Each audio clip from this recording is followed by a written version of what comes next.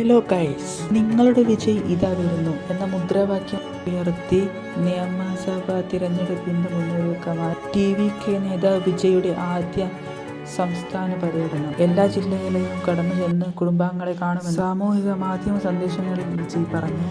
ജനവികാരം ഉൾക്കൊണ്ട് മനസാക്ഷിക്ക് നിരക്കുന്ന രാഷ്ട്രീയമായി ആണ് വരുന്നതെന്നും വിജയ് പറഞ്ഞു.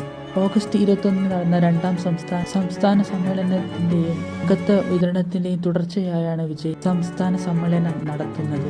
അടുത്ത വർഷം നടക്കുന്ന നിയമസഭാ തിരഞ്ഞെടുപ്പിന്റെ പാർട്ടിയെ സജ്ജമാക്കുന്നതാണ് വിജയുടെ ലക്ഷ്യം.